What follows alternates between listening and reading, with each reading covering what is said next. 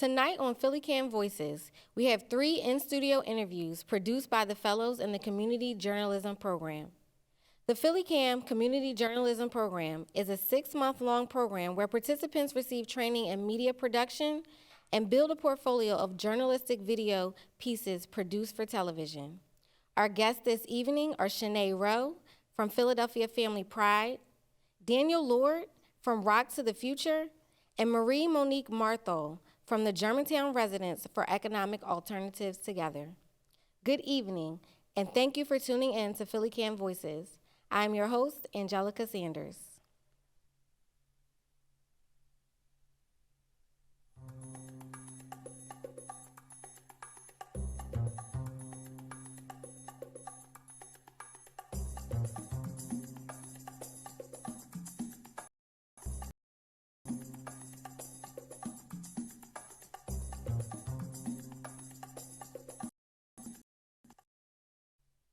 Sheila Emerson will be interviewing Shanay Rowe, Master of Education.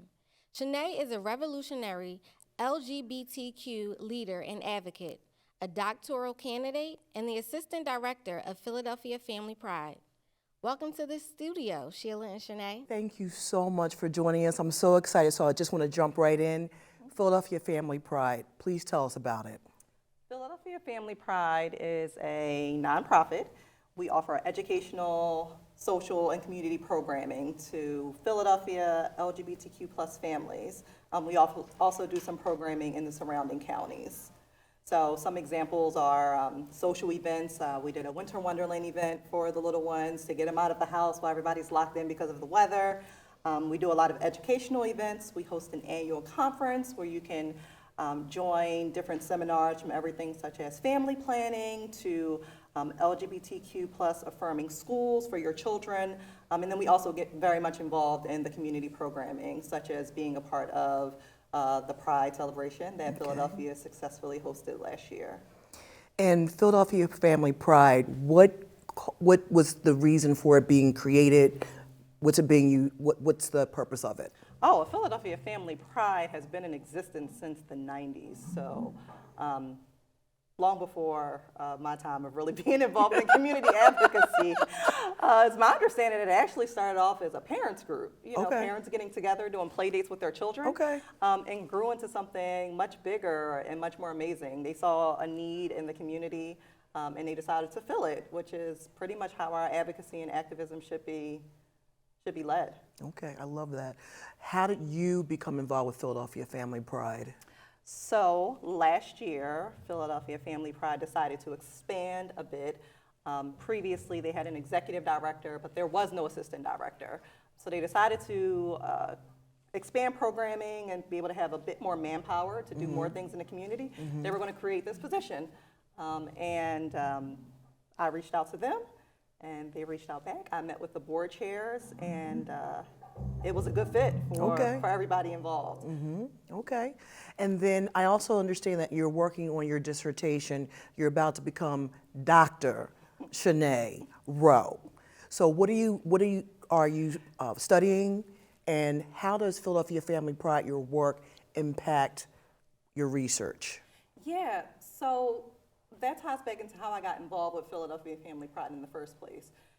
My personal mission, my own personal mission statement is really to provide programming and fill the gap for Black LGBTQ plus families. We know a lot of the larger nonprofits are kind of missing the mark with getting out into the community and offering that programming. Seeing the work that Philadelphia Family Pride was doing on a much larger scale, I figured that I have to be involved in the leadership. If I want programming for people who look like me, then I have to be willing to do the work. Right. So my scholarly work and my research is very much based in intersectionality. I'm currently studying the intersections of being a Black queer student on campus at HBCUs and how. And what's a HBCU for folks who don't? Historically Black college and university. Thank you. And seeing if, being in an environment where one aspect of your identity is celebrated while another aspect of your identity may still continue to be pushed out into the margins, if that really affects your identity development and how that plays out for your life moving forward in the world. So what exactly is intersectionality for people who aren't familiar with that term? So intersectionality was termed by Kimberly Crenshaw. It's a term to describe how the different identities that you possess as one person intersect to create unique experiences for you. So while I may be a member of the LGBTQ plus community, and I may also be a member of the Black community, it is being at the intersection of being a Black queer woman that makes my experience unique. And that experience is a different experience in itself and should be honored, celebrated, and also explored. So that is basically what intersectionality is doing. Okay. So when you talk about intersectionality and the fact that sometimes part of your identity can't be recognized at the same time as the other part, give us some examples of what you're talking about. Oh, wow. I mean, I think that a lot of individuals who are involved in the LGBTQ community can kind of attest to that. There's a lot of times where we're in spaces that are created for queer folks, and I use queer as an umbrella term for LGBTQ plus individuals, and we may feel like our Black identity is not being honored or acknowledged in that setting. There's also lots of scenarios with being a Black person that I'm in settings where I have to tone down my queerness, or that's not necessarily being celebrated. And that was a lot of what I talked about at the raising of the Pride flag last year, which led to PFP hosting the LGBTQ Center Juneteenth event. Because even with that, you think about Pride Month, it's June. I was running from a Pride event and then running to a Juneteenth event because there wasn't much space for me to be both in one setting. So I created an event where individuals could be. Okay. So this Juneteenth event, tell us about this Juneteenth event, because was it the first time you've ever done this, or has it been done multiple times? No, it was the first time that we have done it, and as far as we know, it was the first time that it had been done in Philadelphia. Wow. So we got some pretty interesting sponsors and funding for that reason. But we really were just aiming to create a family-centered place, like I said, where you can be Black and queer in one setting. So you're going to wear your Pride flag, and we're going to do the electric slide, and we're going to eat barbecue, and we're going to do all the things that you would like to do in one place. So you don't have to be running from Odun Day and then running to the Pride Festival the same day. Right, I love it. Last year, you got married, so congratulations. Thank you. And then President signed in the Marriage Equality Act. What did that mean for you? Yes, the Respect for Marriage Act. For me, it gave a sense of security that my rights will be protected as a Black queer woman, the same as, you know, our heterosexual family with their marriages. It basically set it up so that states have to honor marriages that happen in other states, even if they don't approve it and it's not legal in their state. And a lot of people don't know that the Respect for Marriage Act also gave that federal protection to interracial couples. Okay. Well, listen, thank you so much for your time. We really appreciate you coming into the studio and sharing information about Philadelphia Family Pride and your experiences. Thank you so much, and have a wonderful evening. Thank you for having me.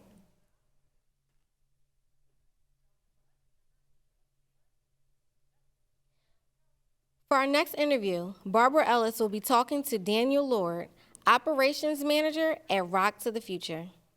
Rock to the Future is a free after-school and summer program that helps students to cultivate their musical talents in Germantown, Kensington, and with community partners across the city.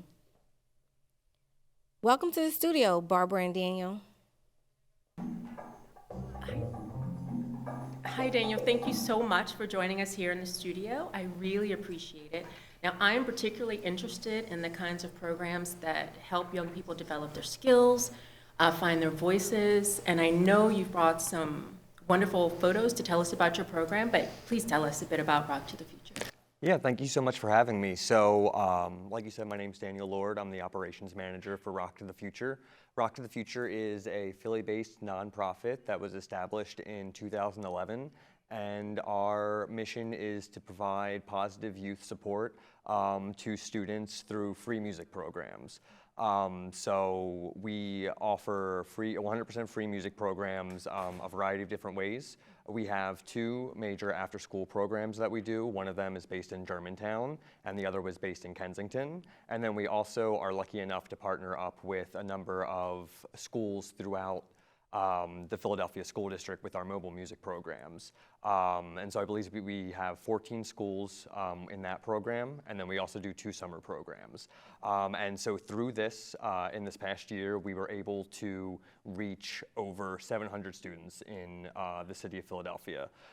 There are some pictures I believe they're showing right now of our year-end showcase at One Art Community Center last year. We're partnering with One Art Community Center once again, and we are also showing pictures from our Music for Our Ball, which is our largest fundraising event of the year. That was at World Cafe Live last year. So we focus on modern instrumentation. We do drums, bass, guitar, vocals. We also do music production and ukulele, and we're just trying to get music program in front of children who otherwise wouldn't have that. So what kind of skills have you noticed that, you know, your young people take out into their everyday lives?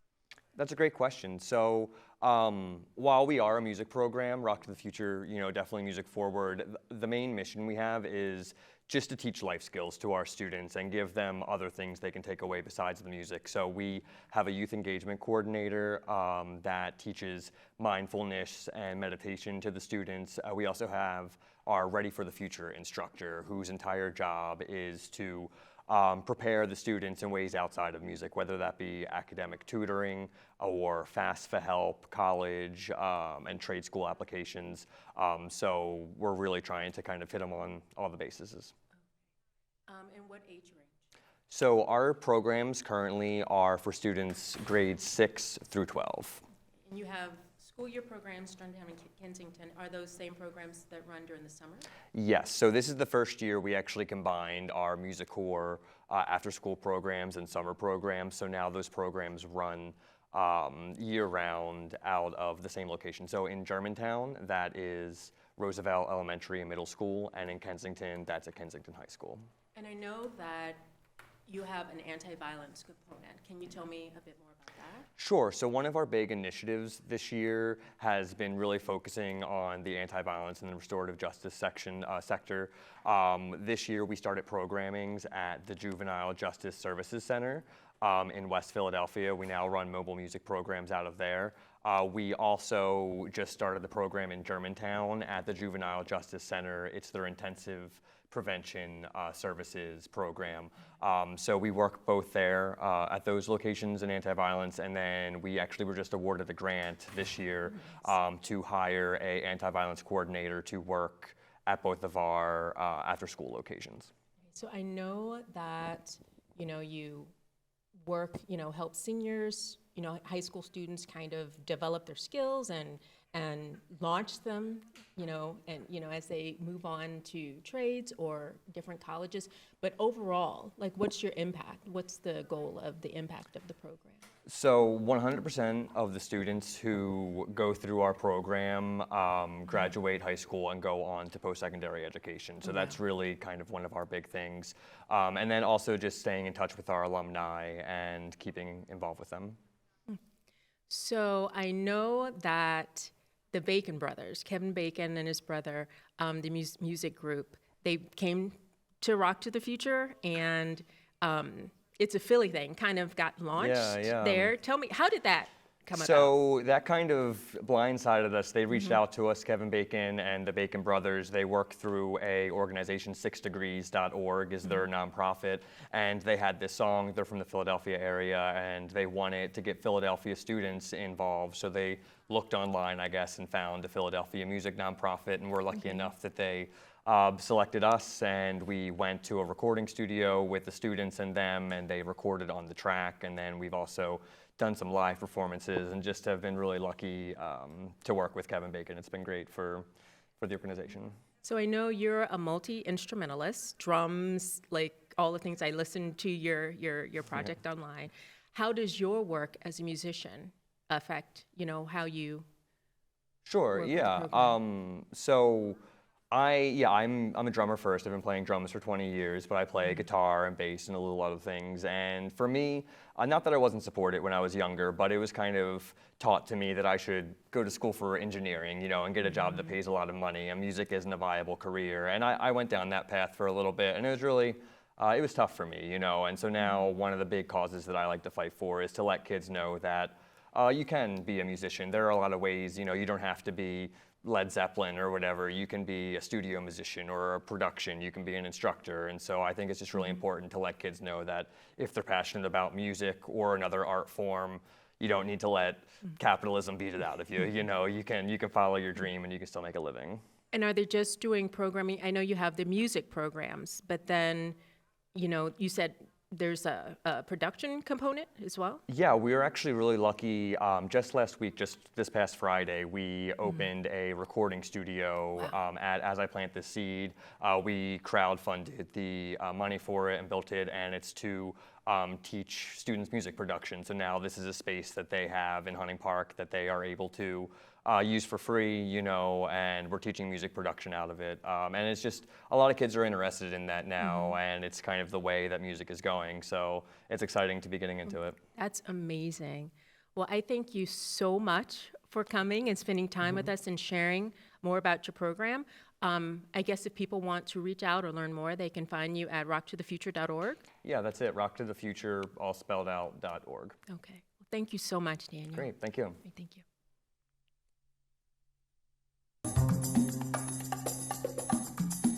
For our final interview this evening, we have Rasheed Adamu, who will be speaking with Marie-Monique Marthol, a member of the Germantown Residents for Economic Alternatives Together, who will discuss the Neighborhood Learning Circle on housing under capitalism.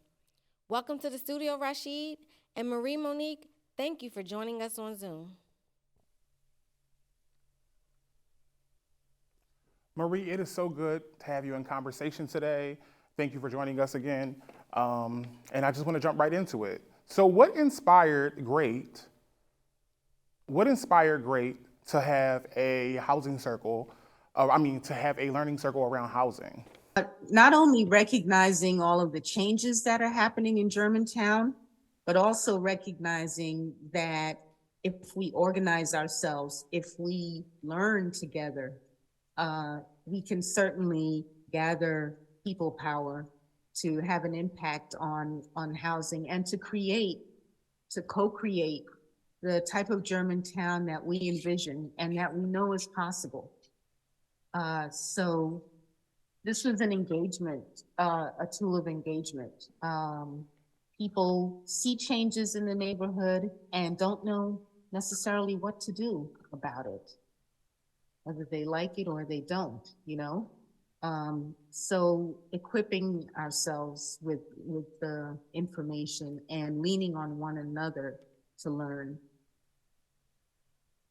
And hopefully engaging folks in a way that makes so many of us want to advocate for and organize together to create more low-income housing in Germantown.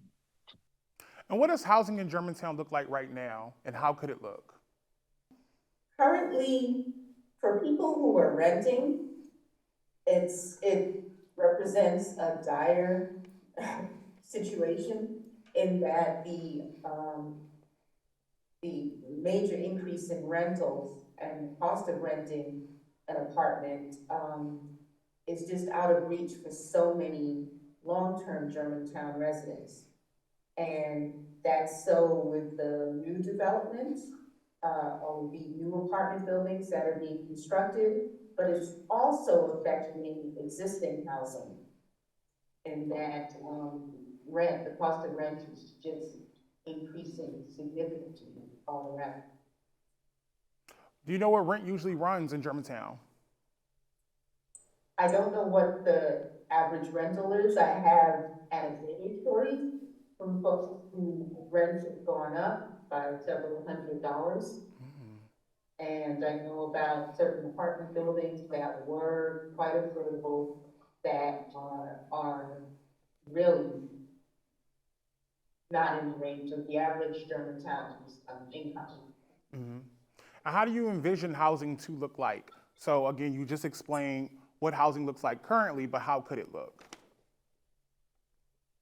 Well, one thing we talk about in RATE is having a justice-driven community where housing justice involves understanding housing not as a commodity, but as a basic human need. And so the impetus for our work is to have a Germantown where decisions about housing and availability of housing are based on the needs of Germantowners. Our income, the average income, median income in Germantown is about $37,000 per family of four. And so that is, that just tells you if housing is supposed to be 30% of your income, there's no way that one-bedroom apartments in the range of $1,400 would be possible, much less larger apartments for families. So what do you expect neighbors can gain from these conversations? Well, in our learning circle, one, information, an ability to understand all of the forces that are at play in the types of housing that we have being currently developed, and changes in the market, changes in what's available, and also just to engage people. The learning circle, we learn collectively from one another, as well as having brief readings and videos. And so in so doing, we hope to engage our neighbors in working for and wanting to organize for ways to keep our neighbors here in Germantown. We're losing quite a few neighbors being displaced by the gentrification that's taking place here. And so we want to, again, focus on keeping our neighbors here and engaging our neighbors in working for that. And also understanding that low-income housing is an important part of a thriving Germantown. And so wanting to advocate on behalf of low-income housing and having it be something that's quite normalized, and even beyond normalized, something that we embrace. Why is it important to make that inclusion? Well, one, when we look at the history of Germantown and people who have been here for such a long time, we know that it was because of the accessibility, financial accessibility of housing, why folks were able to be here and to establish families and to be here for generations. And so with that option disappearing for people who have low incomes, people with low incomes are disappearing also. The culture of Germantown is, and what created people who contributed to making this the hot new neighborhood of Germantown, and making it so desirable, are now being pushed out. And so when we think about the local culture and what that can do, what biases we have, what we value, if we shift that, if we're able to have some shifts in culture where we prioritize our neighbors who have low income, and we say that they deserve, and we act in this way with the understanding that they deserve, they need, we each do, need adequate and good quality housing that's financially accessible, that's affordable. And that's very different from definitions of affordable housing. We find Well, that most housing that is categorized as affordable housing is far from affordable. Well, Marie, I'm going to have to stop you there. I just want to thank you for being with us. We've run out of time, but I do thank you so much for being in conversation with us today, and we learned so much. Thank you so much. Thanks for bringing so much attention. Thank you for tuning into this episode. Look out in the coming months for more stories from the Community Journalism Fellows. You can also watch our show on YouTube and Roku, and follow us on Facebook and Instagram. Until next time.